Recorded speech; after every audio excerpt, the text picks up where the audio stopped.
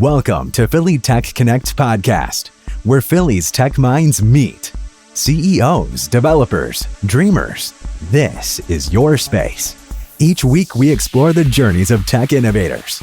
Join us and be inspired.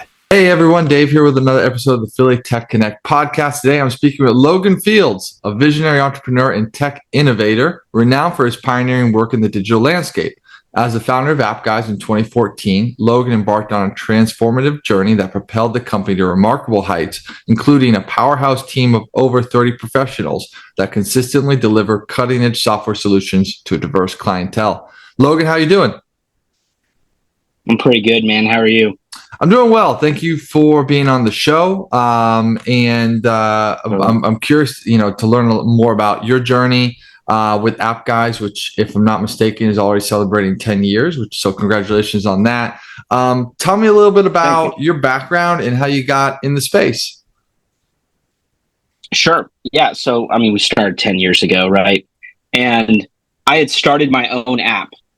I had a job in the nonprofit world, and I was making no money at all. I was super poor, and I had started my own app. And that's really early. 10 years ago was really early in the app world. So I went through that process. I got it done. And it was really interesting. I just saw a gap in the market. I had to go and hire like a web developer who said he could kind of do it, who then brought in other people. And it was like pieces here and there. And it had to be kind of Frankenstein together. And at the time, there weren't really development agencies like there are today. And there's still not, to be fair, a ton. And the people who were hiring, the only development agencies that existed were like corporate service agencies that were charging, $5 million to IBM to build something. Totally different than what we do, which is more of a six-figure engagement. So I went door to door to businesses. I took my vacation week because I couldn't afford a vacation anyway. And I printed the worst half sheet flyer you've ever seen. And I went door to door to businesses and met the business owners, sold some apps, and took the money from the initial sales to start the company. And then we started building apps. Yeah.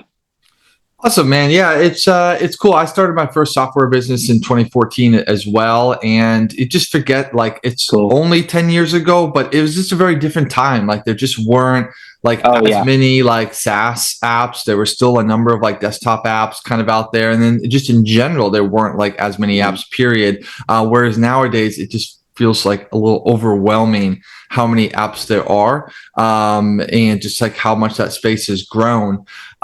You're at 30 people now, and obviously the team is kind of. We're at grown. About 50 people. 50 people now. Okay, now. The bio is a little out of date.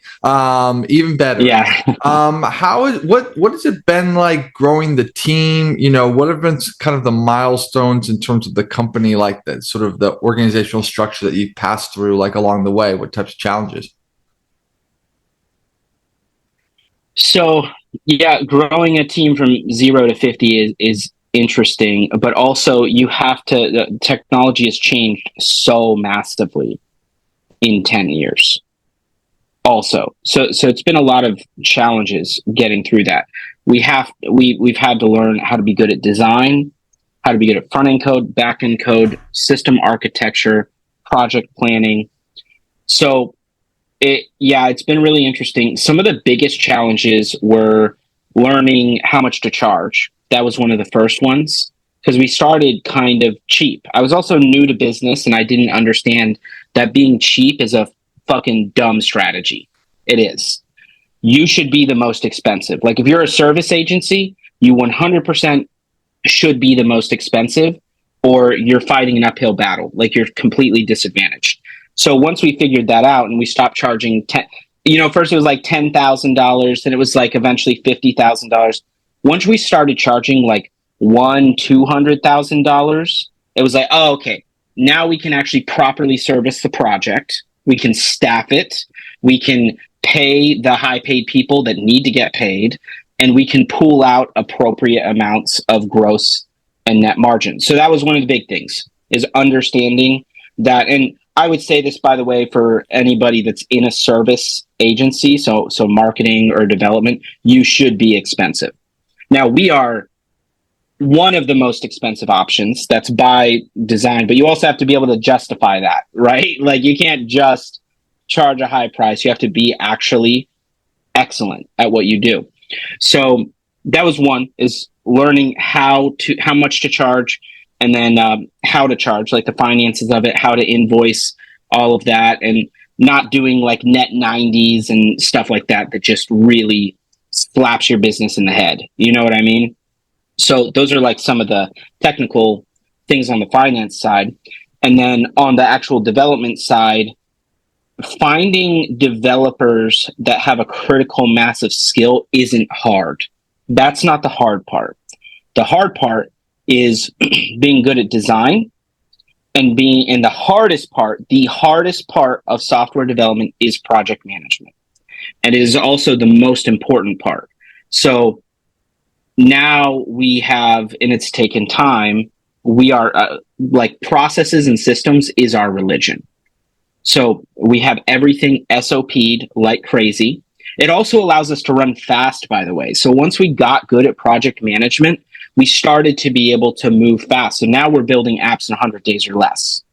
So, project, and those are 1,000 man-hour projects for reference. They're not small. They're big custom software development projects. And so other companies that are taking like 6 to 12 months, we're doing in 100 days. And that is because we are the absolute best at project management. Like, that is the reason. So that was the biggest challenge, was becoming great at project management, which I would say took us 6 or 7 years, honestly, before we were at that point. How do you, as a CEO, identify the problems in your organization and determine how to fix them?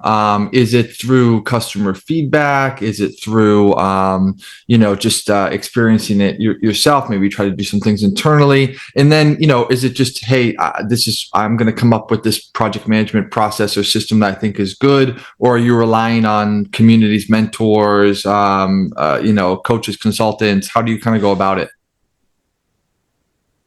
Yeah, I mean, it is contextual. It's like case by case. Like some of the bigger stuff, when I say bigger, I mean higher level. Some of the higher level stuff, like how much should you charge? That is, that's more like learning from, yourself, like really being introspective about what's happening, and considering what's happening. Because like experience is not, the most experienced people aren't the best at what they do. Let's be super clear about that. Most of the people who are really, really experienced have just taken more years to enforce bad habits and bad skill sets. The way you become great is by reflecting on your experience, which almost nobody does. So anyway, at a high level, reflecting on what's going on, which means that you also, as a CEO, you cannot pack your schedule back to back. That, not long term anyway. There are seasons, to be fair, but long term, like, you have to have cushion to where your mind is actually able to reflect on what's happening. And so pricing is one of the things that came from just reflection, right, at a high level. And then maybe more specifically, how we bill, that is from mentors. Like, we're billing weekly. We bill weekly, and that is something amazing for agency cash flow, by the way. Like, every agency should be doing it.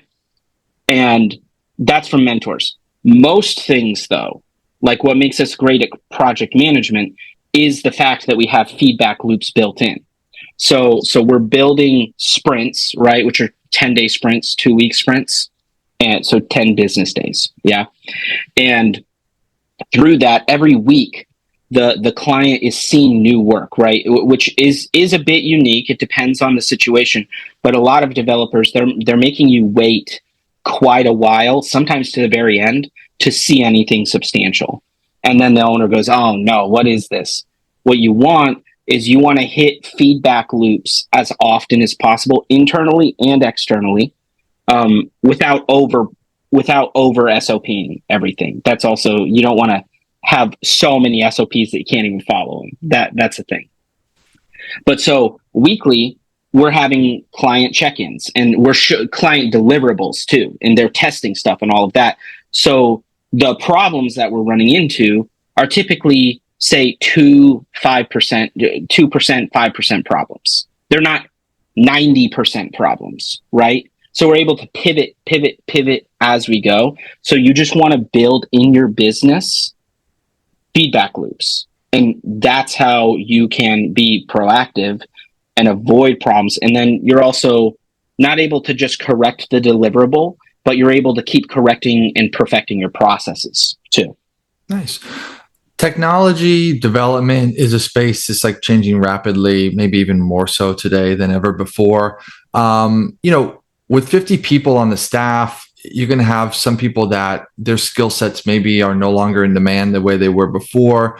How are you seeing the landscape changing, and how do you as an organization kind of like steer the ship to make sure you're still relevant? Is that a case of bringing on new talent? Is it, professional development, making sure people are learning? How do you go about it? Yeah. So one thing, like with AI, for example, in our context, it's not near as far along as people imagine. People comment sometimes, be like, Chat GPT can do that. It's like, no, it can't. It cannot. But let's just say here, let's zoom out for a sec. Let's say you could snap your fingers right now and have AI create code, have AI code and design your app right now, just with a prompt in GPT. One is you would have to know how to write that prompt. First of all, let's be clear, it can't do that. But let's say it could. First, you would have to know how to write that prompt, which is a skill. That the ability to write that type of prompt with AI and to walk alongside AI to get the outcome you need is a 6 or 7 figure skill. It's not a beginner level skill. So that's first. Secondly, you still have to connect all of the pieces. Like, you have to connect it to a payment processor. You have to create the servers and the system architecture, and you have to optimize the costing of the servers. There's so many pieces to where, we'll just keep evolving.